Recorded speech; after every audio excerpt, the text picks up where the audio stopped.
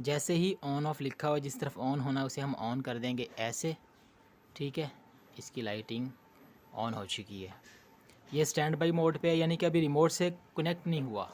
अब हम यहाँ से ये बटन है इसका रिमोट का, वो भी ऑन कर लेते हैं, ठीक है। दोनों तरफ इसको इसके सिग्नल मिल रहे हैं और इसको इसके, ट्रांसमीटर एंड रिसीवर दोनों आपस में सिंक्रोनाइज़ होने के लिए रेडी हैं, ठीक है। अब हम क्या करेंगे, इसको ऐसे रख देना है।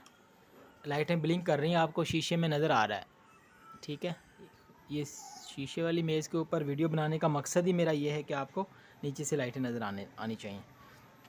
तो आप कुछ भी कर लें ये स्टार्ट नहीं होगा, किसी सूरत भी स्टार्ट नहीं होगा, ठीक है।